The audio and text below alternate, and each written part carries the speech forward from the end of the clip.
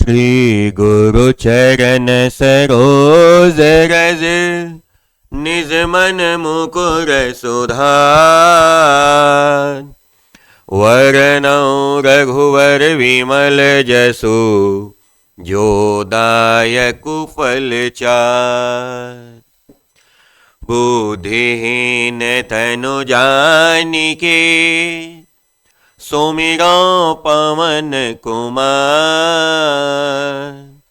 बल बुद्धि विद्या देहु मोहि हरौ कलेश विकार।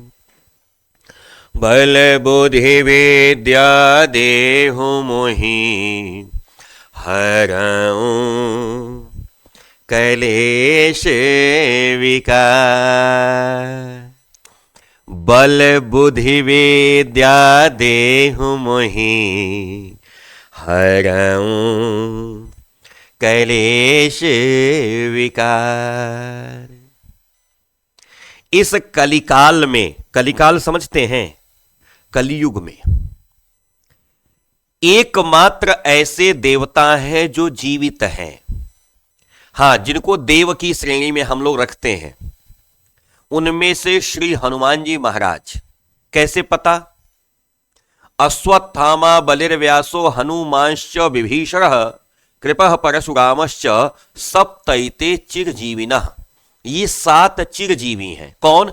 अश्वत्थामा, गुरु द्रोणाचार्य के पुत्र, महाराज बलि, महर्षि वेदव्यास, श्री हनुमान जी महाराज कृपाचार्य, हां, परशुराम जी, ये लोग चिरजीवी हैं।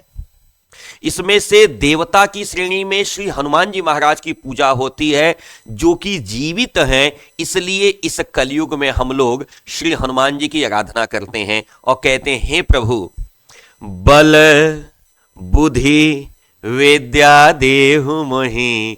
हे प्रभु, बल बुद्धि और विद्या, ये तीनों हम तक पहुंचा दीजिए। और क्या करिए?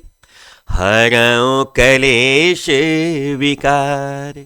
जितने प्रकार के कष्ट हो सकते हैं, जितने प्रकार के विकार, खराबियां हो सकती हैं, वो सब हमसे दूर कर दीजिए।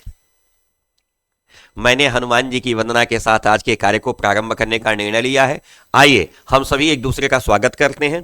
जितने लोग जुड़ पाए हैं सभी का स्वागत। जितने लोगों को मैं देख पा रहा हूं और जितने लोगों तक आपकी पहुंच बन पा रही है, कृपया सब तक इस सेशन को पहुंचा दीजिए।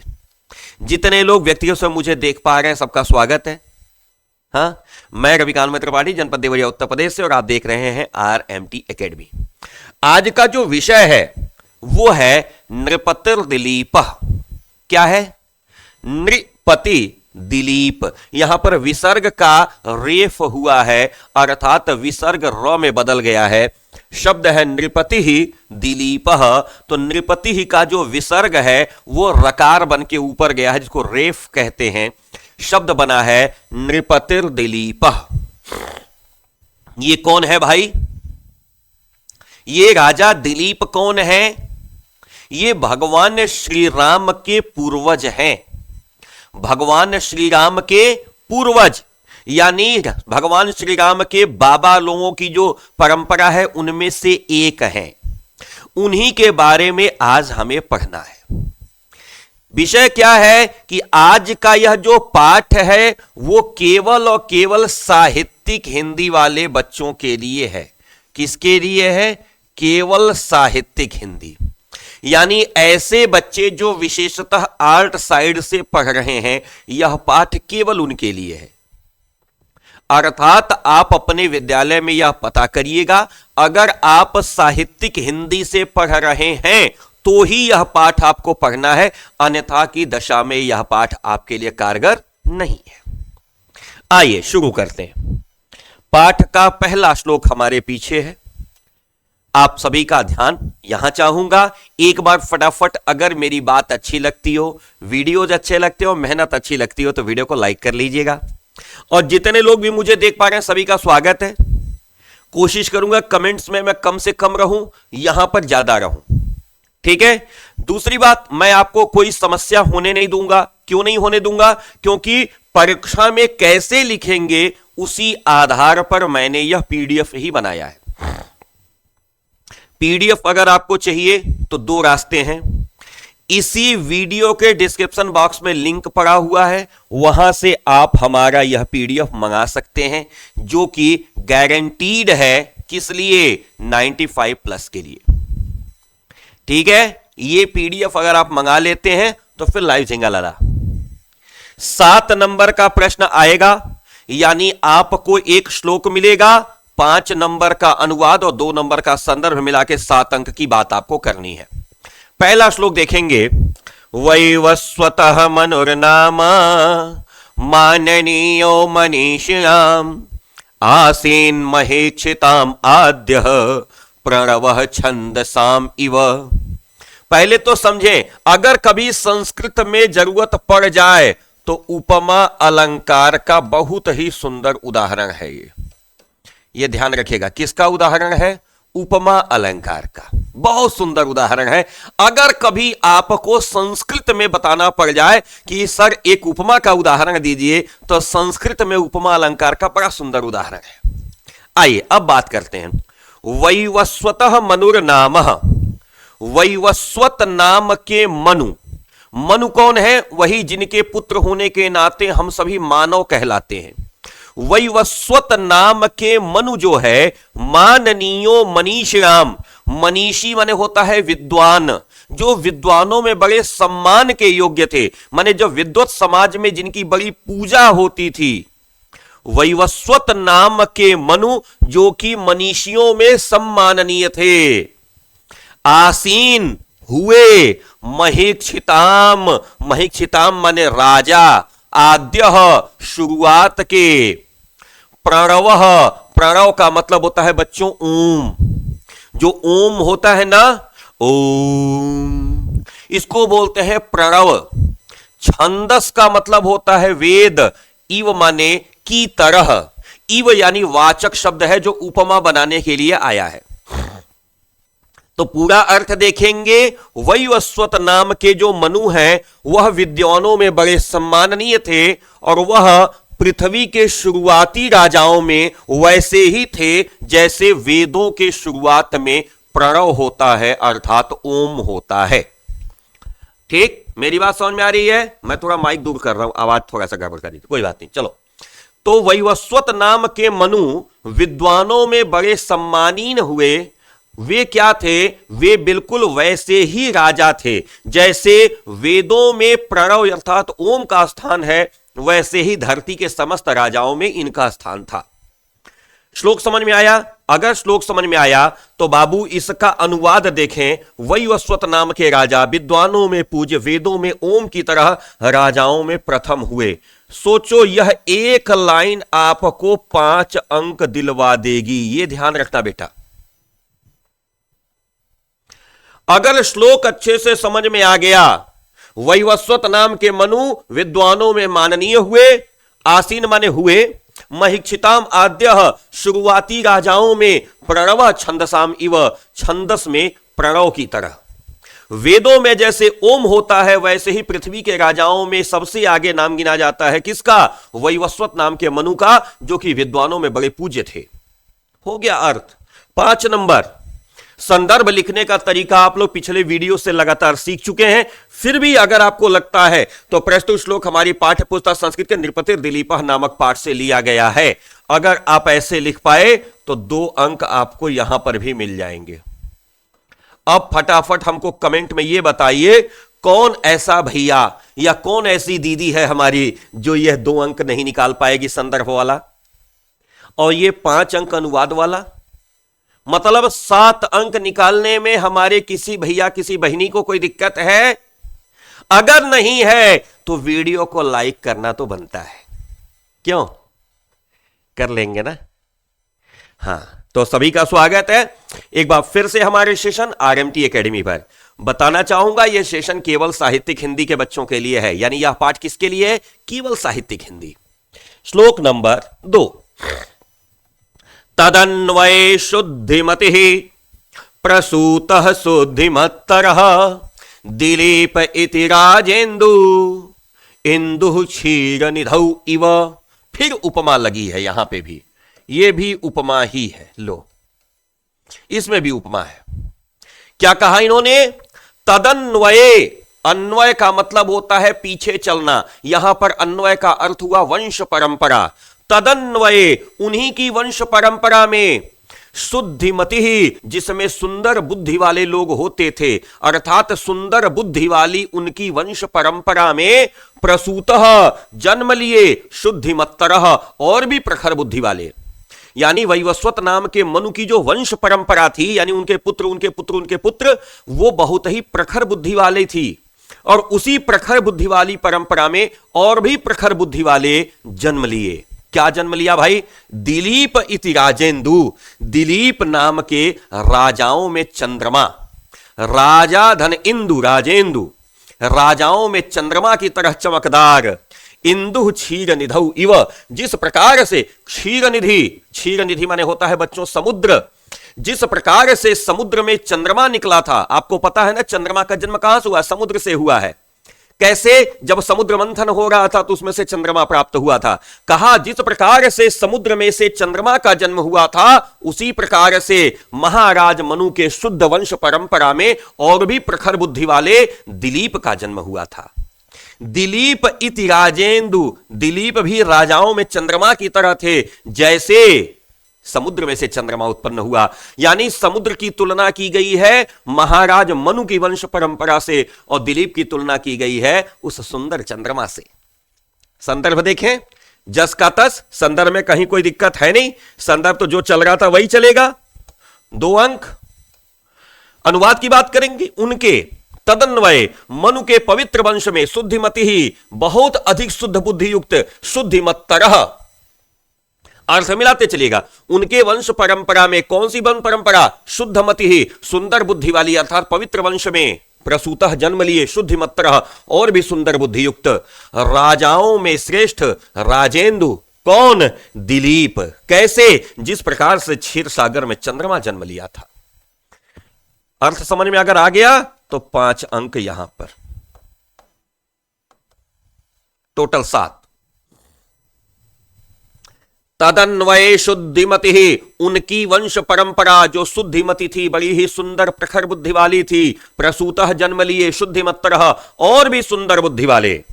दिलीप इति राजेंदु, दिलीप नाम के राजाओं में चंद्रमा की तरह श्रेष्ठ, क्षीर निधौ इव, जिस प्रकार से समुद्र में से चंद्रमा ने जन्म लिया था, जिस प्रकार समुद्र से चंद्रमा उत्पन्न हुआ, वैसे ही महाराज मनु के शुद्ध वंश में और भी सुंदर बुद्धि वाले दिलीप प्रकट हुए या जन्म लिए। ठीक, सामने है, स्क्रीनशॉट जिसको लेना वो ले सकते हैं। स्क्रीनशॉट लेने में मुझे कोई रोक नहीं है। ये पहले वाले श्लोक का भी ले लीजिएगा, दूसरे श्लोक का भी ले लीजिए। स्क्रीनशॉट ले लिया, चलें आगे। श्लोक नंबर 3। श्लोक नंबर 3 क्या कहता है? भीमकांतैः नृपगुणैः सह बभूवो उपजीविनाम् अधृष्य अभिगम्यश्च यादो रत्नैरिवार्णवः। क्या कहा? यह भी उपमा है, यहां पर भी उपमा ही लगी हुई है। लियो भैया, कितने सुंदर श्लोक चल रहे हैं। अच्छा, ये किसने लिखा है यार? ये नृपति दिलीपः पाठ कहां से लिया गया है? किस कवि का लिखा हुआ है? कितनी उपमा लगी हुई है, थोड़ा हमको बताना तो। ये कमेंट में मैं इंतजार कर रहा हूं आपका। भीमकांतैः नृपगुणैः, भीमकांतैः, भीमकांतैः मतलब क्या पता होता है? बहुत बड़े शरीर वाले, ताकतवर, श्रेष्ठ। नृपगुणैः, राजाओं के गुणों से युक्त। स माने वह, बभूवो हुए, उपजीवी नाम लोगों की मदद करने वाले, लोगों की प्रजा की रक्षा करने वाले। अधृष्य अभिगम्यश्च, अधृष्य का मतलब क्या होता है? 2 शब्द आए, अधृष्य च अभिगम्यश्च। अधृष्य का मतलब क्या हुआ? जो किसी की बात को काटे न, जो किसी बात को दबाव न डाले, प्रेम पूर्वक बनवावे। अभिगम्यश्च, और दूसरे की राय को भी स्वीकार करे। यादो रत्न इव आर्णवः, कैसा हुआ? अर्णव का मतलब होता है समुद्र, यादो रत्नैः का मतलब होता है समुद्री जलचरों से भरे हुए। अब अर्थ निकाल लीजिए। भीमकांतैः नृपगुणैः, भीमकांतैः नृपगुणैः मतलब देखो भाई, बड़े शरीर वाले, और नृप गुणैः, राजा के गुणों वाले। राजा का गुण क्या होता है? अपनी प्रजा का पालन करना, उनके प्रति उदार भावना रखना। फिर कहा बभूवो उपजीविनाम, बभूव माने हुए, उपजीविनाम जो उनकी प्रजा थी उनके लिए स्वीकारित, अनतिक्रमणीय मतलब स्वीकार करने योग्य। जिस प्रकार समुद्र में बहुत सारे जलचर होते हैं, आपको भी पता है, मगरमच्छ होते हैं, समुद्री जीव होते हैं, तमाम सारे चीज होते हैं, फिर भी हम समुद्र में उतर करके अपना काम कर लेते हैं ना, क्या उन जलचरों से हमें कोई नुकसान होता है या हम उन्हें नुकसान पहुंचाते हैं? वर्तमान की बात मत करिएगा, प्राचीन काल में जिस समय ये श्लोक लिखे गए नहीं होता था ना। इसलिए इसका अर्थ आप ऐसे निकालेंगे कि जिस प्रकार से समुद्र भयानक जलचरों से भरे हो जाने के बाद भी अदृश्य और अभिगम्य होता है, अर्थात अनतिक्रम्य होता है, पालन करने योग्य होता है, स्वीकार करने योग्य होता है, लेकिन हमसे और जलचरों से किसी प्रकार का कोई बैर, किसी प्रकार का कोई नुकसान नहीं होता है, उसी प्रकार से महाराज दिलीप भी अपनी प्रजा के लिए थे। उनको भी न तो प्रजा से और न तो प्रजा को दिलीप से किसी प्रकार का द्वेष भाव, किसी का बैर भाव नहीं था। सब मिलजुल करके आराम से एक साथ निवास करते थे। इसका अर्थ लिखेंगे कैसे? तो स्क्रीनशॉट ले लीजिए। जल जंतुओं के कारण उल्लंघन न करने योग्य, जल की जंतु बहुत ज्यादा होते हैं जिसकी वजह से समुद्र को पार करना बड़ा कठिन होता है, फिर भी लोग समुद्र में नाव लेके उतर जाते हैं, लेकिन समुद्र को नुकसान नहीं पहुंचाता। रत्नों के कारण अवगाहन करने योग्य, क्या है भाई? सर अभिगम्यश्च रत्नैः, रत्नैः मतलब समुद्र में मूंगा, हीरा, ऐसे तमाम सारे रत्न भी मिलते हैं। उन रत्नों के कारण क्या होता है? हम समुद्र में जाते हैं, लेकिन जो समुद्री जलचर होते हैं उनकी वजह से हम डरते भी हैं, फिर भी हम अपना काम करते हैं। ना तो समुद्र हमको नुकसान पहुंचाता, ना हम समुद्र को नुकसान पहुंचाते हैं। ठीक उसी प्रकार से महाराज दिलीप का भी स्वभाव था। तो ऐसे लिखेंगे, जल जंतुओं के कारण उल्लंघन न करने योग्य तथा रत्नों के कारण अवगाहन, अवगाहन माने उसमें जाना के योग्य समुद्र की तरह वे राजा दिलीप भी भयानक तथा उदारता आदि गुणों के कारण मनुष्यों के लिए अनतिक्रमणीय और आश्रय के योग्य थे, अर्थात मनुष्य भी उनसे डरते नहीं थे और वह भी अपनी प्रजा का आदर करते थे। अर्थ को समझने का पहले देखिए, व्यवहार जब समझ में आ जाएगा तो श्लोक का अर्थ भी निकलेगा। तुलना की गई है किससे? समुद्री जलचर और रत्नों से भरे समुद्र से। जलचर खूंखार होते हैं, मार डालते हैं, लेकिन समुद्र में चूंकि रत्न भी रहते हैं तो लोग समुद्र में जाते हैं। समुद्र के जलचर और लोगों के बीच में आपस में कोई द्वेष भाव न होते हुए दोनों अपना काम सुचारू रूप से कर लेते हैं। ठीक उसी प्रकार से महाराज दिलीप भी थे।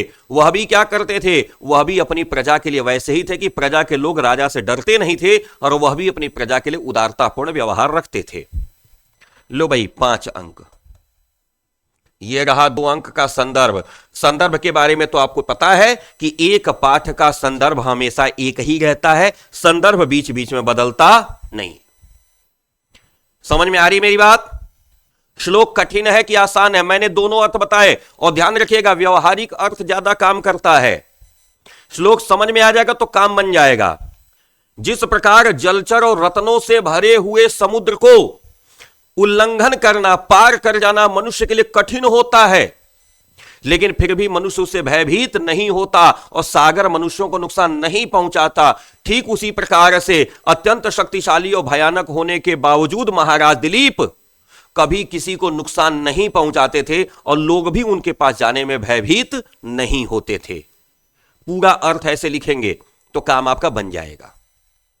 अगर जरूरत हो, अगर ये कठिन लग रहा हो ये जो मैंने लिखा है, तो मैंने अभी जो 10 सेकंड पहले बोला, वीडियो को स्लो करके इसको कहीं पेन से लिख लीजिएगा, आपका काम आसान हो जाएगा। ठीक? फिर से बोल दूं? अरे बोलो ना यार, फिर से बोल दूं? ध्यानपूर्वक सुनो, कहीं लिख लेना। ये थोड़ा सा शब्दावली कठिन है, मैं इसको थोड़ा सा आसान कर देता हूं। जिस प्रकार से जलचरों से भरा हुआ समुद्र रत्नों के कारण अवगाहन करने योग्य होता है, अर्थात समुद्र में रत्न भी हैं, जलचर भी हैं। जलचरों से भयभीत हुए बिना लोग रत्नों की तलाश में सागर के पास जाते हैं, लेकिन सागर कभी उनको नुकसान नहीं पहुंचाता। वैसे ही शक्तिशाली और भयानक शरीर वाले होने पर भी महाराज दिलीप अपनी प्रजा को नुकसान नहीं पहुंचाते थे और प्रजा भी बिना भयभीत हुए उनके पास जाने से डरती नहीं थी। समझ में आ गई बात? चलो अगले श्लोक पे आ जाओ। रेखा मात्रमपि क्षुण्णाद मनोर्वर्तम परम न व्यतीयुः प्रजा तस्य नियर्तुर्नेमि वृत्तयः। ये श्लोक आप समझते जाएंगे, थोड़ा थोड़ा श्लोक कठिन होता जा रहा है। क्या कहा इन्होंने? रेखा मात्रमपि क्षुण्णाद मनोर्वर्त्मनः परम। मनोर्वर्त्मनः, महाराज मनु ने जो नियम बना दिए थे, ध्यान रखना, मनोर्वर्त्मनः परम, यह जो महाराज मनु के समय पे जो नियम बनाए गए थे, अर्थात जीवन को चलाने के लिए जीवनचर्या के जो नियम महाराज मनु ने बताए थे, रेखा मात्रमपि न छोड़ाद, उसको रेखा मात्रम भी राजा दिलीप के शासनकाल में छोड़ा नहीं गया। अर्थात जो रास्ता, जो मार्ग महाराज मनु ने दिखाया था कि नहीं जीवन को ऐसे व्यतीत करना चाहिए, अर्थात जीवन के संस्कारों का जो मार्ग महाराज मनु के समय में स्थापित किया गया था, उसको राजा दिलीप के शासनकाल में रेखा मात्रमपि नहीं छोड़ा गया। कैसे? न व्यतीयुः, नहीं व्यतीत किया गया, प्रजा तस्यः, उनकी प्रजा के द्वारा, नियंतुर नेमि वृत्तयः, नेमि वृत्तयः रथ के पहिए की तरह। अर्थात जैसे सड़क बनी होती है तो सड़क तो पहले बन गई, रथ का पहिया सड़क को छोड़ के इधर उधर जाता है क्या? आप बताओ। सड़क बनी हुई है तो रथ का जो पहिया है, रथ समझ रहे हैं, फोर व्हीलर, सड़क पे गाड़ी जा रही है, तो ये बताओ कभी ऐसा हो सकता है कि सड़क छोड़ करके गाड़ी जो है खेत में उतर जाए? नहीं ना, गाड़ी जब चलेगी तो किस पर चलेगी? सड़क पर चलेगी। तो इसका पहले लाइन का अर्थ देखें कि मनु के द्वारा बताए हुए रास्ते को रेखा मात्र, मतलब थोड़ा सा भी नहीं छोड़ा है उनकी प्रजा ने। कैसे?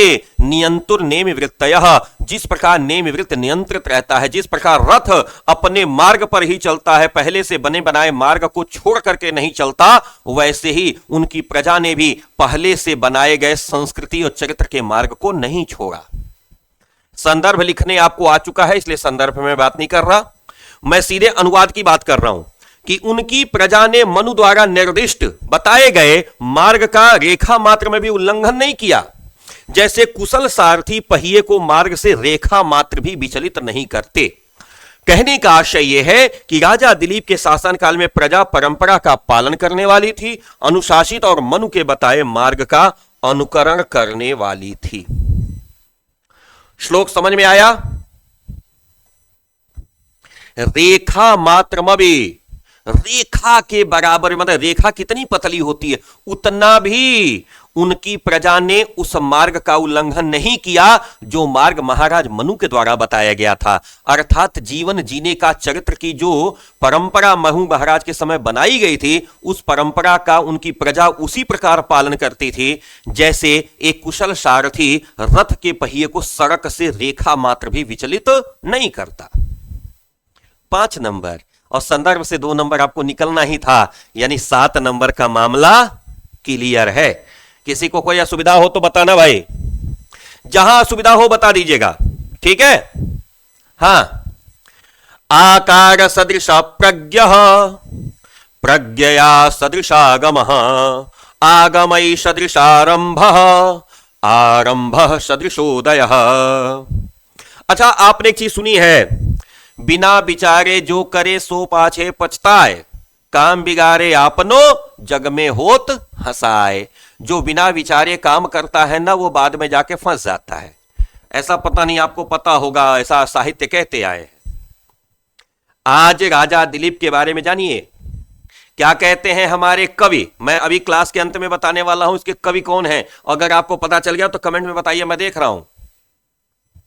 आकार सदृश प्रज्ञ, राजा दिलीप का आकार कैसा था, राजा दिलीप का शरीर कैसा था? अभी पिछले श्लोक में हमने देखा है कैसा था श्लोक, भीम कांतैहि, आहा, बहुत बड़े और शक्तिशाली थे। महाराज दिलीप ऐसे नहीं थे रविकांत सर की तरह 6 फुट के, अब बड़े शक्तिशाली ताकतवर थे। आकार सदृश प्रज्ञ, प्रज्ञा माने होता है बुद्धि। जैसा उनका आकार था, जैसा बड़ा विशाल शरीर था, वैसे ही उनकी विशाल बुद्धि भी थी। आकार सदृश प्रज्ञ, आकार के ही समान उनकी बुद्धि थी। और प्रज्ञया सदृशागम, प्रज्ञा के ही सदृश आगम था। आगम माने आगम के दो अर्थ होते हैं। आगम के एक अर्थ तो है शास्त्र, जो पुस्तकें हैं शास्त्र में जो लिखा है, और दूसरा आगम का मतलब आगे आने वाले समय। जिन लोगों के अंदर दूरदृष्टि होती है ना, थोड़ा सा देख लेते हैं कि अगर हम ये काम करने जा रहे हैं तो इसका फायदा नुकसान क्या होगा, तो आगे की बात सोच लेना, इसको कहते हैं आगम। तो जैसी बुद्धि वैसा आगम, यानी भविष्य को सोच लेने वाले, बढ़िया विचार कर लेने वाले थे। और जब क्या होता था, आकार के समान ही उनकी श्रेष्ठ बुद्धि थी, और बुद्धि के समान ही श्रेष्ठ उनका क्या था, विचार था। पहले ही सोच लेते थे कि मैं जो निर्णय ले रहा हूं इसका क्या आगे प्रभाव पड़ेगा। और फिर क्या हुआ, आगमय सदृशारंभ, और उसी के अनुसार अपने कार्य का आरंभ करते थे, उसी के अनुसार कार्य करते थे। अर्थात पहले ही सोच विचार करके, लाभ हानि का पूरा व्यवस्थित विचार करके अपने कार्य की शुरुआत करते थे। और जब ऐसा होता था तो आरंभ सदृशोदय, उसी के समान उदय होता था, अर्थात उसी के समान रिजल्ट आता था। समझ में आई बात? जैसा उनका शरीर था वैसी ही बुद्धि थी, अर्थात विशालकाय शरीर के स्वामी होने के कारण विशालकाय बड़ी बुद्धि थी। बुद्धि के अनुसार ही वह विचार करके कोई निर्णय लेते थे, जाग करके निर्णय लेने के साथ ही कार्य को प्रारंभ करते थे। और जब ऐसे विचार करके अपना कार्य प्रारंभ करते थे तो उसका वैसा ही उदय, अर्थात वैसा ही रिजल्ट आता था, वैसा ही परिणाम आता था। संदर्भ का 2 अंक आपको लिखने आता है, इसलिए इस पर मैं कोई डिस्कशन नहीं करूंगा। सुंदर दिखने वाले राजा दिलीप अपनी आकृति के अनुसार ही बुद्धिमान, बुद्धि के अनुरूप शास्त्रों के ज्ञाता। मैंने कहा था ना, आगम का मतलब शास्त्र भी होता है, और शास्त्र के अनुकूल कार्य को प्रारंभ करने वाले थे। और जैसे ही कार्य का प्रारंभ होता था तो वैसा ही उसका परिणाम पाने वाले भी थे। बोलो, किसी को किसी प्रकार की कोई दिक्कत? 7 नंबर निकलेगा कि नहीं निकलेगा बताओ? निकलेगा कि नहीं निकलेगा 7 नंबर? अब बताओ, किसी को कोई समस्या हो तो? मुझे तो नहीं लगता कि अब भी किसी प्रकार की कोई समस्या किसी की बन रही होगी। बन रही होगी? मुझे नहीं लगता। तो अब वीडियो को लाइक किया कि नहीं किया? अगर नहीं समस्या है तो वीडियो को लाइक किया कि नहीं किया? समस्या हो तो मत करिएगा। अगर नहीं समस्या है तो वीडियो को लाइक करना और अपने दोस्तों के साथ शेयर करना, यह आपकी रिस्पॉन्सिबिलिटी है। सब्सक्राइब तो करेंगे ही, देख लीजिएगा भाई। अगले श्लोक पे चलते हैं। प्रजानाम एव भूत्यर्थम सतासो बलिमग्रहीत सहस्त्रम गुणम उष्ट्रुमादत्ते हि रसम रविः। श्लोक देखें, कितना सुंदर श्लोक है। क्या कहा? प्रजानाम एव भूत्यर्थम, प्रजा के ही पालन पोषण के लिए, प्रजानाम एव, प्रजा के ही, भूत्यर्थम पालन पोषण के लिए, स यानी वह, ताभ्यो उनसे, बलिमग्रहीत टैक्स लेते थे, कर लेते थे। बलि माने कर, आज लगता है ना इनकम टैक्स, सेल टैक्स। कहा वह प्रजा के पालन पोषण करने के लिए ही, प्रजा नामेव भूत्यर्थम, प्रजा के पालन पोषण के लिए ही, स माने वह, ताभ्यो बलिमग्रहीत उनसे बलि ग्रहण करते थे, अर्थात कर लेते थे, टैक्स कर लेते थे। और सहस्त्र गुणम उष्ट्रुमादत्ते, और उस कर को 1000 गुना करके वापस करते थे। कैसे? ही रसम रवि ही, जैसे सूर्य करता है। अब सूर्य क्या करता है भाई? तो देखो, जब नदी में पानी बह रहा होता है, जब समुद्र का पानी होता है ना, तो सूर्य उसको क्या करता है? भाप बना करके सोख लेता है, किसी को पता नहीं चलता। लेकिन जिस दिन वह वर्षा करता है ना, पूरे संसार को प्रसन्नता से भर देता है। राजा का गुण है कि वह लोगों से जब कर वसूल करे तो इस तरीके से वसूल करे कि लोगों को कष्ट न हो, लोगों को कोई परेशानी न हो, लोगों को पता भी न चले। लेकिन जब उसी टैक्स को सड़क बना करके, बिजली की उपलब्धता करा करके, हॉस्पिटल में निःशुल्क इलाज करा करके जब सरकार वापस करे तो लोगों के मन में प्रसन्नता आ जाए। यह राजा का गुण है। भाई, राजा टैक्स क्यों लेता है? सरकार हमसे टैक्स क्यों लेती है? रविकांत मित्र त्रिपाठी कमा रहे हैं तो इससे टैक्स लेती होगी, सरकार लेती होगी ना। वो टैक्स क्या काम में आता है? उसी टैक्स से आपकी सड़क बनती है। सड़क बनाने का पैसा आपसे तो नहीं लिया जाता? लिया जाता है? नहीं। तो सरकार क्या कहती है, सड़कें बनाती है। सरकार क्या करती है, बड़े बड़े फैक्ट्रीज प्लांट बैठाती है। सरकार क्या करती है, हॉस्पिटल में दवाइयां इलाज मुफ्त करती है। ये सब कहां से आता है, ये आपके टैक्स के पैसे से आता है। तो कहा हमारे कवि ने कि राजा का सामान्य स्वभाव है कि जब वह पब्लिक से टैक्स यानी कर वसूले तो पब्लिक को पता न चले, इतनी कम मात्रा में वसूलना चाहिए, लेकिन जब वापस करे तो इतनी भारी मात्रा में वापस करे कि लोग प्रसन्न हो जाएं। आज वही होता है कि प्रजा की सेवा के लिए वह उनसे कर लेते थे और उसको 1000 गुना करके वैसे ही वापस करते थे, जैसे सूर्य वाष्प के रूप में खींचे गए पानी को बादल के माध्यम से 1000 गुना करके वर्षा के रूप में वापस करता है। संदर्भ लिखने आपको आया है, इसलिए इस पर कोई डिस्कशन नहीं।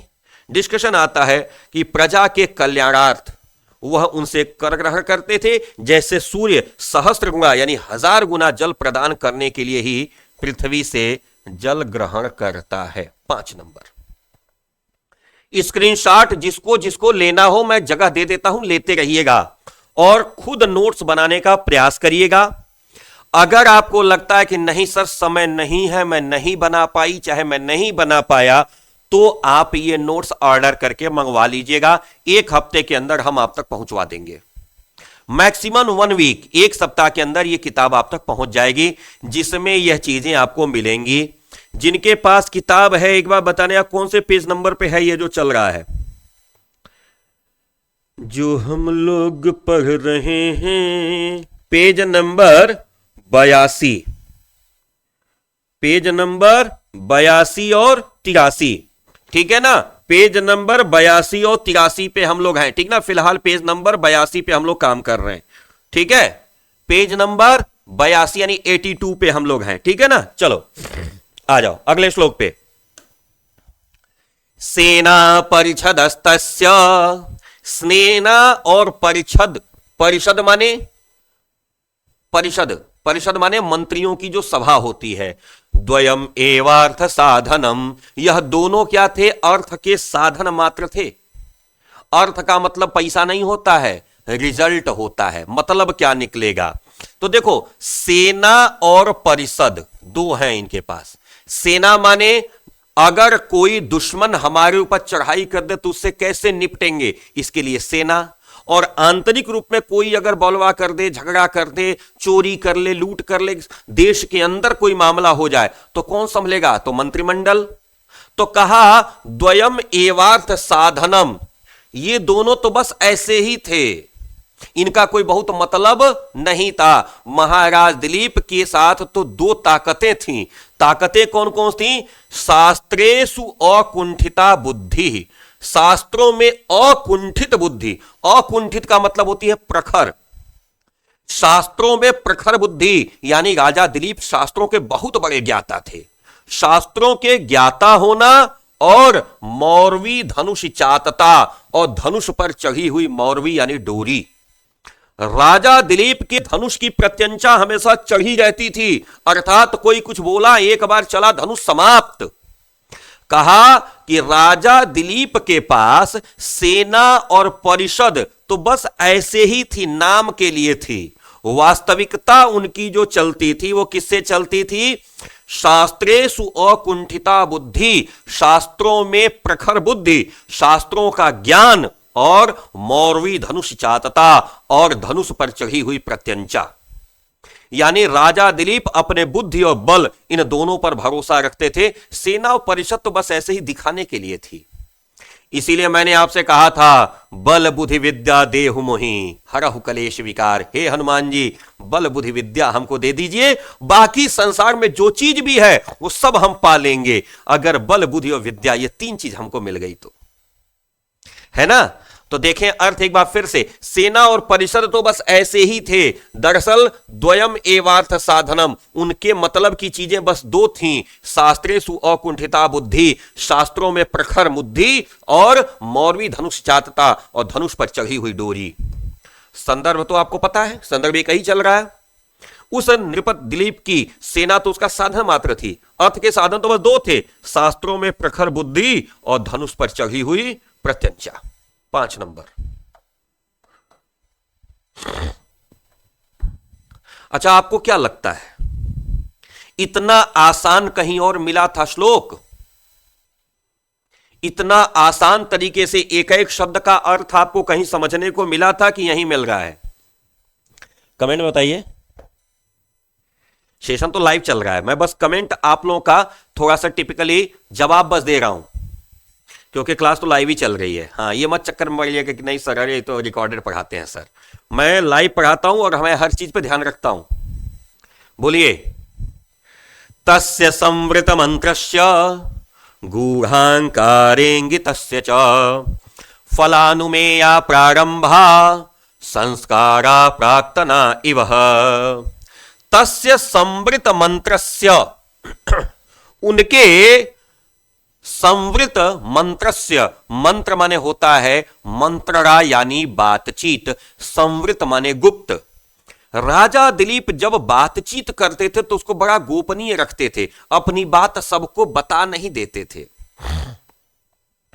ध्यान रखिएगा, कोई महत्वपूर्ण बात हो ना तो सबको तब तक नहीं बतानी चाहिए जब तक उसका परिणाम न आ जाए। पहले ही बता देंगे ना तो लोग उसमें इतना ज्यादा नियम कानून बनाने लगेंगे कि आप खुद हार जाओगे। तो क्या कहा? तस्य संवृत मंत्रस्य, उनके गहन विचारों से, और गूढ़ाकारेंगितस्य च, और गूढ़ गोपनीय इशारों से। यानी वह किसी से कोई बात करते थे तो गूढ़ इशारों में करते थे, अर्थात अपनी बात को छिपा करके प्रकट करते थे कि सबको समझ में न आ जाए। जिनको जरूरत है, जो उसके योग्य है, बस उन्हीं को समझ में आए। गूढ़ाकारेंगितस्य, गूढ़ाकार इंगित करते थे, गोपनीय तरीके से इशारा करके बताते कि जो मैं कह रहा हूं उसको ऐसे ऐसे करना है। अर्थात तो वही व्यक्ति समझता था जिसको ये समझाना चाहते थे। परिषद में 50 लोग बैठे हैं तो 50 को बात समझ में नहीं आती थी, यह बात उसी को समझ में आती थी जिनको इनका इशारा पता होता था। तो क्या करते थे? संवृत मंत्रस्य, ध्यान पूर्वक गोपनीय मंत्रणा और गोपनीय इशारे से अपनी बात को प्रकट करना। इससे क्या होता था? फलानुमेया प्रारंभ्या, यानी फल का अनुमान करके कार्य की शुरुआत होती थी। संस्कारा प्रार्थना इव, यह बिल्कुल वैसे ही था जैसे पूर्व जन्मों के संस्कार उनके अंदर आए हो। संस्कारा प्रार्थना इव, पुराने समय के यानी अपने पूर्वजों के संस्कार से युक्त होकर के। उनके पूर्वज भी ऐसा करते थे, दिलीप भी वैसा ही करते हैं। संदर्भ तो आपको लिखने आता है, इसमें तो कोई डिस्कशन है नहीं। गुप्त मंत्रणा, तस्य समृद्ध मंत्रस्य, करने वाले, गूढ़ाकारेंगितस्य च, और गुप्त आकृति और इशारा करने वाले। नृप दिलीप फलानुमेया प्रारंभा, फल का अनुमान करके यानी उचित अनुचित का निर्णय करके तब कार्य को शुरुआत करते थे। और यह बिल्कुल ऐसा ही था जैसे उनके पूर्व जन्म के संस्कार। संस्कारा प्रार्थना इव, पूर्व जन्म के संस्कार। पूर्व जन्मों के संस्कारों से उन्हें यह बात पता थी, यानी अपने पूर्वजों के आचरण से उनको यह बात पता थी कि राजा को अपनी सारी बातें सबको नहीं बतानी चाहिए, गुप्त मंत्रणा करनी चाहिए और गोपनीय इशारों में बात करनी चाहिए। सो दिलीप भी वैसा ही करते थे। आप लेते चलिएगा स्क्रीनशॉट जहां जैसी जरूरत हो, ठीक है। अगले श्लोक पे आओ। जुगोप आत्मान, जुगोप माने छिपा के रखना, आत्मान तस्त्रो भेजे धर्म अनातुरः। और फिर क्या? अगृध अनुगाददे सो अर्थम असक्तः सुखमन वभूत। अगृध, बिना लालच किए, और क्या है? सो अर्थम असक्तः, अर्थ की चिंता न करते हुए, असक्तः, किसके? भाई साहब सुख मनवभूत, सुख का अनुभव करते थे। क्या कहा इन्होंने? दूसरी लाइन का अर्थ पहले बता रहा हूं, पहली लाइन का अर्थ इसके बाद बताऊंगा। क्या? अगृधा धनुगाददे, बिना किसी लालच के धन इकट्ठा करते थे। सोम अर्थ असक्तः सुखमन वभूत, बिना किसी आसक्ति, बिना किसी लालच के वह धन इकट्ठा करते थे। और जुगोप यानी रक्षा करते थे अपने आप की। कैसे? धर्म अनातुरः, धर्म के कारण व्याकुल होकर के, अर्थात धर्म का पालन करते हुए ही वह अपने शरीर की रक्षा करते थे। और कोई भी धन लालच के साथ अपने लिए इकट्ठा नहीं करते थे, और इस प्रकार से वो सदैव सुख का अनुभव करते थे। फिर से अर्थ देखेंगे। जुगोप माने रक्षा करते थे, आत्मनः तत्र, अपने आप की, भेजे धर्म अनातुरः, और धर्म के प्रति पूरी तरह से आतुर होकर के, संकल्पित होकर के अपने शरीर की सुरक्षा करते थे। यानी अपने जीवन को वैसे ही चलाते थे जैसे धर्म का पालन करने के लिए शास्त्रों में निर्देश है। और क्या करते थे? अगृह्ण अनुगाद देशो अर्थम असक्त सुखम अनुभूत, और धन का जो इकट्ठा होता था अगृह, बिना लालच के धन इकट्ठा करते थे और इस प्रकार से सुख का अनुभव करते थे, सदैव सुखी रहते थे। संदर्भ आपका जस का तस, अनुवाद देखें। राजा दिलीप निर्भीक होकर के अपने तन की रक्षा करते थे, बिना घबराए हुए धर्म कार्य करते थे, लालच के बिना धन एकत्रित करते थे और अनासक्त होते हुए भी लोभ मोह लालच से परे होकर के सुखों का भोग करते थे। 5 नंबर स्क्रीनशॉट जिसको लेना हो ले सकते हैं। जुगोप माने रक्षा करना, आत्मनः माने अपने आप का तत्रो, कैसे? भेजे धर्मनातुरः, धर्म का पालन करते हुए, धर्म का जैसा निर्देश है उसके अनुसार। अगृह्ण अनुगाद देशो अर्थम असक्ता सुखमनुभूत, बिना किसी लालच के धन इकट्ठा करते थे। अगृह माने बिना लालच के, अनुगाद माने धन, और क्या करते? अर्थम कैसा? असक्तः, और बिना आसक्ति के, बिना लोभ मोह लालच छल कपट मोह माया के वो अपना जीवन व्यतीत करते थे, और यही कारण था कि सुख मनोभूत वो सदैव सुखी रहते थे। श्लोक बाकी यहां 7 नंबर। अगला श्लोक देखो।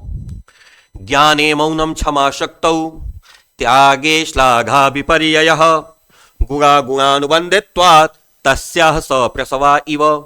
ज्ञान होने पर भी मौन रहना, ज्ञाने मौनम, ज्ञान होने पर भी मौन रहना, शक्ति होने पर भी, इसको तो अर्थ ऐसे बनाए, शक्ति होने पर भी क्षमा कर देना, और त्याग करते समय श्लाघा यानी लालच से विपर्यय परे हो जाना। 3 विशेषताएं गिनाया। क्या क्या? ज्ञान होने पर भी मौन रहना, बहुत ज्यादा बोलते नहीं थे, ये नहीं कि बढ़ बढ़ के बोल रहे हैं ना, ज्ञान होने पर भी मौन रहना, शक्तौ क्षमा, शक्ति होने पर भी क्षमा कर देना, और त्याग करते समय लालच से परे हो जाना। त्याग करते समय, दान करते समय लालच यानी प्रशंसा न सुनना। श्लाघा माने प्रशंसा से अर्थ लीजिएगा, श्लाघा माने प्रशंसा। नहीं होता है कि लोग एगो कंबल बांटते हैं तो 5 लोगों से कहलवाते हैं और भाई कंबल बांटे, अरे आप जैसा दानी तो कोई देखा ही नहीं। इन लालच रूपी प्रशंसा से परे रहते थे। गुणाह गुणानुबंधित्वात्, गुण उनके शरीर यानी जन्म के साथ ऐसे बधे हुए थे, तस्याः स प्रसवा इव, ऐसा लगा कि उनके साथ ही प्रसवा जन्म लिए हों। यहां पे भी उपमा अलंकार है, इव लगा है, देखना उपमा अलंकार ही है, यहां पे भी उपमा का उदाहरण है। कहा ज्ञान होने पर भी मौन रहना, शक्ति होने पर भी क्षमा करना, त्याग करते समय प्रशंसा से परे हो जाना, ये सारे गुण उनके साथ वैसे ही बधे हुए थे जैसे लगता था कि उनके साथ ही जन्म लिए हैं, अर्थात इन्हीं गुणों के साथ ही वो पैदा हुए थे, यानी जन्म से ही ये सारे गुण उनके अंदर थे। संदर्भ आपको 2 नंबर का और अनुवाद ये सरक गया, कोई बात नहीं, पकड़ के ले आते हैं। ज्ञान रहने पर भी मौन रहना, शक्ति रहने पर क्षमा करना तथा बिना प्रशंसा के त्याग करना, जैसे विरोधी गुणों के साथ रहने के कारण उनके गुण ऐसा लगता था एक साथ जन्मे हुए हैं। 5 अंक निकाल लेंगे, 7 अंक। बोलो भाई, कोई दिक्कत हो तो बताना, और यदि दिक्कत नहीं है तो फिर वीडियो को लाइक करते जाना। हाँ, लोग कहते हैं ना हनुमान जी को अपना बल भूल जाता था। जब राम जी क्या बोलते हैं, सुग्रीव ने जिम्मेदारी दी थी कि सीता का पता लगा के आओ, तो गए थे तो समुद्र के किनारे बैठे हुए थे, सारे बानर लोग कूद कूद के बता रहे थे मैं 50 योजन जाऊंगा। कहा जामवंत ने बैठो, 100 योजन जाना है, 50 योजन चक्कर में बिच्चे में गिर जाओगे, समुद्र में डूब जाओगे, पता भी नहीं चलेगा। दूसरा का उछल के कहा हमको भेज दीजिए। जामवंत जी कहा तुम कितना जाओगे? कहा 70 योजन जाऊंगा। कहा चुप बैठो, 100 योजन जाना है, 70 योजन के चक्कर में नीचे को न मगरमच्छ ऐसे मुंह खोलेगा, टप से उसी में गिर जाओगे। तीसर का कहा महाराज हमको भेजिए, मैं जाऊंगा। कहा तुम कितना जाओगे? कहा लास्ट टाइम हम 90 योजन का छलांग मारे थे। कहा 99 योजन का भी छलांग मारे थे, तो चुप बैठो, क्यों? गिरोगे समुद्र में ही। अंगद बेचारा खड़ा होके कहा, महाराज हमको भेज दीजिए, हमारे अंदर कॉन्फिडेंस है, हम 100 योजन एक बार में लांग मार लेंगे। क्या बोलते हैं इसको, लंबी कूद, लॉन्ग जंप। कहा मारूंगा मैं एक बार में 100 योजन टप्पा पार कर जाऊंगा। जामुन जी बड़े खुश हुए, कहा वाह बेटा शाबाश। लेकिन कहा अंगदवा कि मान लीजिए वापस न आ पाए तो? जामुन जी कह रहे गधा कहीं का बैठ, जब वापस से नहीं आएगा तो जाके क्या करेगा बोल। अच्छा ये बताओ, आप से मैं कहूं कोई काम और आप कहोगे हां चला तो जाऊंगा, वापस आने में संदेह है। ए भाई तो वापस आने में संदेह है तो बताओगे क्या, जो करने गए तो करे कहां? तो फिर ऐसे व्यक्ति को कौन कहेगा? कहा चुप बैठो, तुम्हारी जरूरत बाद में पड़ेगी, मैं बताऊंगा। हनुमान जी बेचारे किनारे बैठे हुए, हनुमान जी के पास कोई नहीं जा रहा है। जामवंत जी देखते हैं कि सब लोग अपना बल बता लिए, हनुमान जी नहीं बताए। कहा हनुमान जी आप यहां बैठे हुए हो, आप नहीं बताए अपना बल। हनुमान जी ने कहा कोई हमसे पूछा नहीं। कहा अच्छा मैं पूछ रहा हूं, बताओ क्या करोगे, कितना कर सकते हो?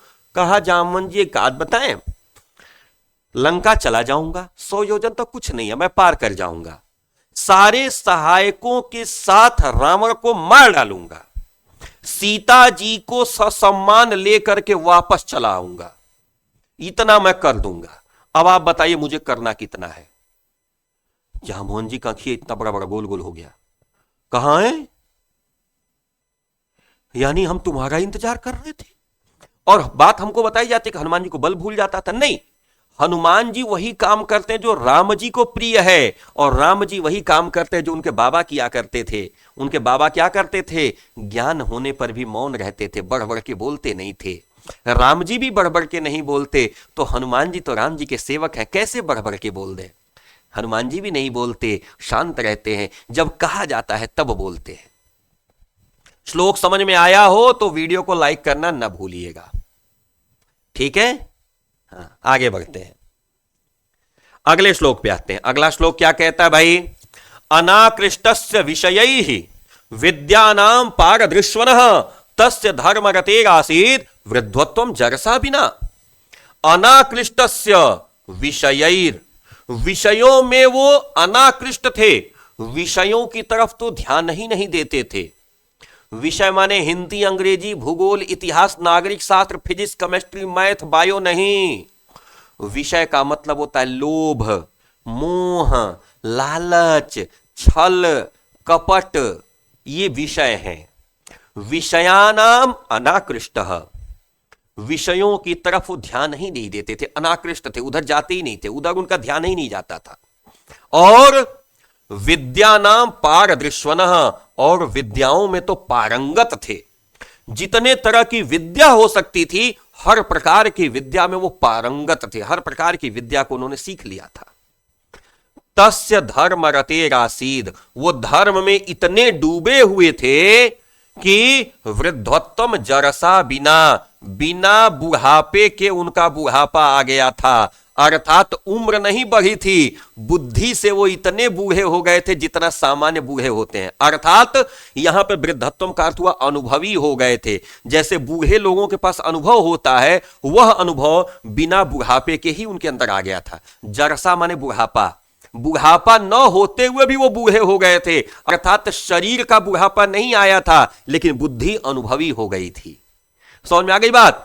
विषयों में अनाकृष्ट होने के नाते, विद्याओं का ज्ञान होने के नाते, उम्र की बुढ़ापा यानी उम्र का जो बुढ़ापा होता है वो नहीं आया था, लेकिन उनका बुढ़ापा आ गया था। अर्थात उनकी बुद्धि अनुभवी हो गई थी। 2 नंबर का संदर्भ और 5 नंबर का अनुवाद। भौतिक जगत की वस्तुओं के प्रति अनासक्त रहने वाले, सभी विद्याओं में दक्ष यानी पारंगत और धर्म प्रेमी उस नृप दिलीप का जो वृद्धावस्था न होने पर भी बुढ़ापा ही था। अर्थात वृद्धावस्था तो नहीं थी, लेकिन बुद्धि कैसी थी? बूढ़े लोगों की तरह अनुभवी हो गई थी। श्लोक समझ में आया? एक बार फिर से देखिए। विषयों में अनाकृष्ट होने के नाते, माने विषयों की तरफ आकर्षित न होने के कारण, और विद्यानां पारदृश्वनः, और विद्या में पारंगत होने के कारण, तस्य धर्म रसेरासीत्, और धर्म के प्रति समर्पित होने के कारण, वृद्धोत्तम जरसा बिना, बिना शरीर का बुढ़ापा आए ही उनका बुढ़ापा आ गया था, अर्थात वो बूढ़े लोगों की तरह अनुभवी हो गए थे, जानकार हो गए थे। 7 नंबर, अगला देखें, प्रजानाम विनयाधानात् रक्षणाद भरणादपि। प्रजा में विनम्रता सिखाने के कारण, विनयाधानात, विनम्रता का आधान करने के कारण, प्रजा को विनम्रता सिखाने के कारण, रक्षणाद, प्रजा की रक्षा करने के कारण, भरणाद अपि, और प्रजा का भरण पोषण करने की वजह से। क्या क्या हुआ? प्रजा को विनम्रता सिखाने के लिए, प्रजा का भरण पोषण करने के लिए और प्रजा की रक्षा करने के लिए सपिता पितरम तासाम, उनके असली पिता तो यही थे। केवलम जन्म हेतवः कौन? पितरम तासाम, यानी अब अर्थ देखें, प्रजा में जितने लोग हैं उनके पिता कौन? अपने अपने पिता भी तो होंगे, लेकिन एक पिता गुरु भी तो होता है ना। माफ चाहूंगा, हरिओम। क्या हुआ? हमारे एक तो जन्म के पिता हैं जिन्होंने हमें जन्म दिया, लेकिन गुरु को भी लोग क्या कहते हैं? वह भी तो पिता है ना। अच्छा, इस पूरे संसार के भी पिता है, परम पिता परमेश्वर जो सबके पिता हैं, लेकिन उन्होंने जन्म तो नहीं दिया। ऐसे ही महाराज दिलीप कैसे थे? पूरी प्रजा को विनम्रता सिखाते थे, पूरी प्रजा की रक्षा करते थे, पूरी प्रजा का भरण पोषण यानी खाने पीने की व्यवस्था करते थे। असल में जो उनके अपने पिता थे, यानी प्रजा के लोगों के जो अपने पिता थे, वो तो केवल जन्म हेतु, केवल जन्म के कारक थे। असली पिता तो राजा दिलीप ही थे, क्योंकि पिता के जो धर्म होते हैं, पिता के जो कार्य होते हैं, वो सब राजा दिलीप करते थे। समझ में आई बात? यानी कहने का तात्पर्य है कि राजा दिलीप अपनी संपूर्ण प्रजा को अपने पुत्र की तरह प्रेम करते थे, अपने पुत्र की तरह मानते थे, और राजा का धर्म भी यही है कि अपनी संपूर्ण प्रजा को अपना पुत्र समझे। प्रजा में विनय को स्थापित करने के कारण, रक्षा करने के कारण, भरण पोषण करने के कारण वह नृप दिलीप उन प्रजाजनों का पिता था। उनके पिता तो केवल जन्म के कारण थे, यानी संपूर्ण प्रजा के पिता स्वयं दिलीप ही थे। असल में जो उनके पिता थे वो तो केवल जन्म के कारक थे, लेकिन व्यवहारिक से देखा जाए तो पिता का जो धर्म होता है, पिता का जो कार्य होता है, वो राजा दिलीप करते थे। समझ में आई बात? आगे चले, अगला श्लोक क्या कहता है? दुदोह गाम स यज्ञाय। दुदोह का मतलब होता है दोहन करते थे, गाम का मतलब होता है पृथ्वी, स माने वह, यज्ञाय यज्ञ करने के लिए, वह पृथ्वी का दोहन करते थे। अर्थात हां, गाम का मतलब गाय नहीं, गाम का मतलब पृथ्वी। देख लीजिएगा, गाम जो अर्थ है ना बेटा, ये जो गाम शब्द है ना, मैं यहां लिख भी दे रहा हूं, गाम का मतलब होता है पृथ्वी, ठीक है ना, ये ध्यान रखना। वह पृथ्वी का दोहन करते थे यज्ञ करने के लिए, अर्थात पृथ्वी पर जो अन्न उत्पादित होता था उस अन्न से वो यज्ञ करते थे। अच्छा, हमारे यहां जब यज्ञ हवन होता है तो किस चीज से होता है? पृथ्वी पर उगने वाली चीजों से ही ना। तिल किस पर उगता है? चावल, तिल है, चावल है, श्रीफल है, गुड़ है, गुग्गुल है, धूप है, यही सब मिला के तो हवन करते हैं। तो कहा धरती पर जो अन्न उत्पादित होता था उसको वह यज्ञ के लिए उपयोग करते थे। समझ में आई बात? और मघवा माने इंद्र, मघवा माने इंद्र। इंद्र क्या करते थे? दिवम यानी स्वर्ग से शस्याय क्या करते थे? शस्याय माने फसलों के लिए वर्षा कर देते थे। समझ में आई बात? अब देखें, दिवम का मतलब हुआ स्वर्ग। आप अर्थ देख लीजिए, इसको मैं अलग से इसलिए क्योंकि यह श्लोक बहुत इंपॉर्टेंट है। कहा वह पृथ्वी का दोहन यज्ञ के लिए करते थे और इंद्र स्वर्ग का दोहन फसलों के लिए करते थे। क्या करते थे? राजा दिलीप, अर्थ देखें, राजा दिलीप पृथ्वी का दोहन यज्ञ के लिए करते थे, अर्थात पृथ्वी पर अन्न उत्पादित करते थे जिससे यज्ञ किया जाए। और इंद्र भगवान स्वर्ग का दोहन करते थे फसलों के लिए, अर्थात इंद्र भगवान स्वर्ग से वर्षा करा देते थे ताकि फसलें तैयार हो जाएं। दोनों अपना अपना काम कर रहे हैं। राजा दिलीप फसल तैयार होने पर उनसे यज्ञ कर रहे हैं जिससे देवताओं को पोषण मिल रहा है, तो इंद्र क्या करते थे, स्वर्ग से वर्षा करा देते थे, अर्थात स्वर्ग का दोहन इंद्र करते थे और पृथ्वी का दोहन राजा दिलीप करते थे। तो ऐसे देखेंगे कि यज्ञ के लिए पृथ्वी का दोहन राजा दिलीप करते थे और फसलों के तैयार करने के लिए स्वर्ग का दोहन महाराज इंद्र करते थे। संपद विनिमयेन उभौ, संपत्ति का विनिमय करके दोनों मेरा तुम ले लो, तुम्हारा मैं ले लेता हूं, इस प्रकार से संपत्ति का विनिमय करके दधुर्तुर भुवनोद्वयम, दोनों भुवनों का पालन पोषण होता था। स्वर्ग और धरती दोनों का पालन पोषण होता रहता था। स्वर्ग से वर्षा होती थी जिससे फसल तैयार होती थी और फसलों से यज्ञ होता था जिससे स्वर्ग को ताकत मिलती थी। संपद विनिमयेन उभौ, संपत्ति का विनिमय करके दोनों, उभौ माने दोनों, विनिमयन माने विनिमय करके, दधुर्तुर भुवनद्वयम, दोनों भुवनों का, दधुर्तु पालन करते थे, भुवनद्वयम धरती और आकाश का पालन करते थे। प्रत्युश्लोक भाई साहब 2 नंबर, इसमें तो कुछ कहना नहीं है, अनुवाद की बात करते हैं। यज्ञ करने के लिए पृथ्वी का दोहन करते थे और इंद्र अन्न के लिए स्वर्ग का। दोनों संपत्तियों के आपसी लेन देने से दोनों लोगों का भरण पोषण होता था।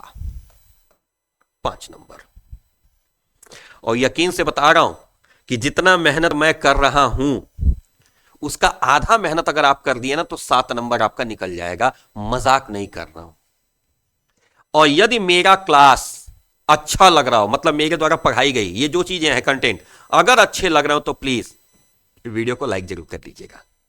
किया कि नहीं किया अभी तक आप लोगों ने? जितने लोग दिखाई देंगे कम से कम उतने लोग तो लाइक कर लें भाई।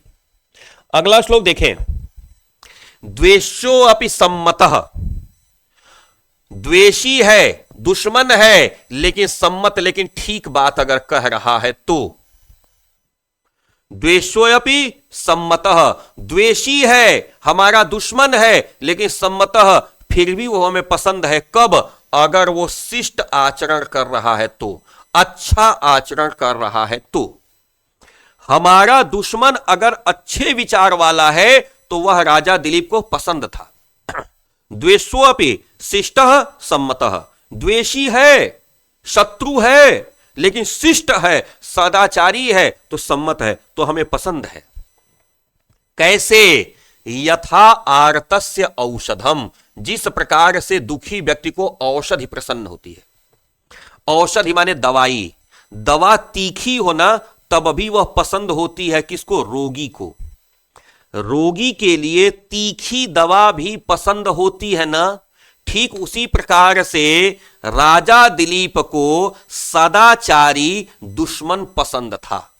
ऐसे एक लाइन में अर्थ देखें, यथा आर्तस्य, जिस प्रकार से दुखी को औषधम यानी औषधि पसंद होती है तीखी होने के बावजूद, उसी प्रकार से शिष्टाचारी होने पर दुश्मन भी राजा दिलीप को पसंद था। तीखी दवा भी जिस प्रकार से रोगी को पसंद होती है वैसे ही, चूंकि दवा तीखी भले है लेकिन हमारे फायदे के लिए है ना, इसलिए रोगी को पसंद होती है। वो मेरा दुश्मन है लेकिन सदाचारी है तो राजा दिलीप को वो पसंद था।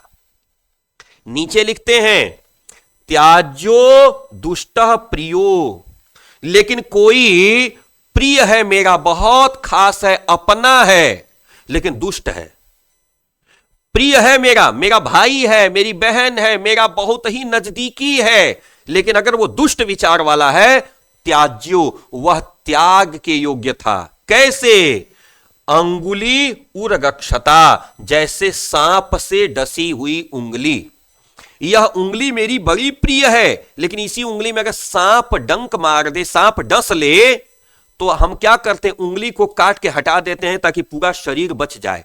अगर इस उंगली से प्रेम करेंगे ना तो पूरा शरीर समाप्त हो जाएगा, जहर पूरे शरीर में फैल जाएगा। तो क्या होता है? अगर इस उंगली में सांप ने काट लिया तो तुरंत इस उंगली को काट के हटा दिया जाता है। यह उंगली मुझे बहुत प्रिय है लेकिन खराब हो गई तो काट के हटा दो ताकि पूरे शरीर की जान बच जाए। पैर खराब हो गया, केवल पैर काट के हटा दो ताकि पूरा शरीर बच जाए, इंफेक्शन ना फैलने पाए। तो कहा अंगुली उरगक्षता, सांप से डसी हुई उंगली प्रिय होने के बाद भी काट के फेंक दी जाती है, वैसे ही दुष्ट प्रकृति का व्यक्ति अगर अपना प्रिय हो तब भी उसको त्याग दिया जाता था। लेकिन अगर कोई द्वेषी है, कोई दुश्मन है, यदि सदाचारी है तो उसको वैसे ही स्वीकार कर लिया जाता था, जिस प्रकार से कोई रोगी तीखी दवा को भी अपना जान करके, अपने हित का जान करके स्वीकार कर लेता है। संदर्भ तो 2 नंबर का जैसे चलता आ रहा वैसे ही चलेगा। अनुवाद देखें, उन्हें सज्जन शत्रु भी उसी प्रकार स्वीकार्य था जैसे रोगी को औषधि, तथा दुष्ट प्रियजन भी उसी प्रकार त्याज्य था जैसे सर्प से डसी हुई उंगली। क्लास अपने समापन पे आ गया। मजा आया कि नहीं आया प्लीज ये बता दीजिए। तो एक श्लोक और बचा है, हम इसका भी डिस्कशन कर लें। क्लास में मजा आया?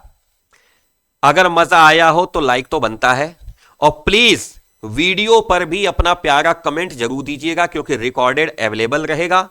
और अगर संभव हुआ तो अपने दोस्तों के साथ शेयर करिएगा, क्योंकि जहां तक मेरा भरोसा है इतने आसान तरीके से शायद ही कोई आपको समझाया होगा। आइए, सवेला प्रबलयाम परिखीकृत सागरम। क्या हुआ? वेला प्रबलयाम, समुद्र का किनारा पकड़ते हुए, परिखीकृत सागराम, सागर से परीक्षित यानी सागर से ढकी हुई संपूर्ण, उर्वी माने पृथ्वी पर अनन्य शासन, एकमात्र अकेले शासन किया उन्होंने। कैसे? सशासैक पुरीम इव, जैसे वह पूरी पृथ्वी केवल एक शहर हो। पुरी माने शहर, इव का मतलब उपमा, यहां पर भी उपमा अलंकार है। अब इसका अर्थ आसान है, सागर से पूरी तरह से घिरी हुई, वेला प्रवलयाम किनारे किनारे से आच्छादित, उर्वी माने धरती पर इन्होंने अकेले शासन किया जैसे कि यह पूरी पृथ्वी एकमात्र शहर हो, यानी पूरी पृथ्वी को एक शहर मान करके उन्होंने संपूर्ण पृथ्वी पर शासन किया। 2 नंबर का यहां पे संदर्भ, और देखें संपूर्ण पृथ्वी पर राजा दिलीप ने एक छत्र शासन किया, उनके द्वारा इस समुद्र तट रूपी पृथ्वी जिसके चारों ओर गहरी खाई हो, ऐसी संपूर्ण पृथ्वी पर एक नगर के समान शासन किया गया। ऐसा शासन किया गया जो पूरी तरह से केवल एक शहर, जैसे आप जाएंगे किसी राजा महाराजा का किला देखने तो देखेंगे ना, किले के चारों किनारे खाई खोदी रहती थी ताकि दुश्मन अटैक ना कर पाए। तो बेला प्रबलयाम, वेला का मतलब ही होता है जल का स्रोत, तो यहां पे कह सकते हैं खाई से घिरी हुई और चारों तरफ से सागर के बीच में स्थित इस धरती पर उन्होंने अकेले शासन किया, मानो यह पूरी पृथ्वी न हो बल्कि केवल एक नगर हो, केवल एक शहर हो। आशा करता हूं यह बात समझ में आई होगी। एक बार मैं किताब भी देख लेता हूं, कुछ रह तो नहीं गया। कौन सा पेज था? 82 ना? पेज नंबर कौन सा था बता देना यार। सीताराम सीताराम सीताराम सीताराम, हाँ, पेज नंबर 83, 83। ठीक है, तो आशा करता हूं ये पूरा का पूरा चैप्टर आपको अच्छे से समझ में आया होगा। फिर भी अगर कहीं कोई प्रॉब्लम, कहीं कोई समस्या रह गई हो तो हमको कमेंट बॉक्स में दे दीजिएगा, हम उस पर भी आपको अपना राय या जवाब जरूर देंगे। दूसरी बात, अगर मेरा पढ़ाया हुआ अच्छा लगा हो, क्लास अच्छे से समझ में आई हो तो लाइक करना और चैनल को सब्सक्राइब करते हुए दूसरे दोस्तों के साथ शेयर करना न भूलिएगा। क्लियर? बाकी मिलते हैं, तब तक के लिए फिलहाल इतना ही है। सादर जय श्री सीताराम, नमस्कार, सत श्री अकाल, जय हिंद। मंगल भवन अमंगल हारी, द्रवं सुदशरथ अजीर बिहारी, द्रवं सुदशरथ अजीर विहारी।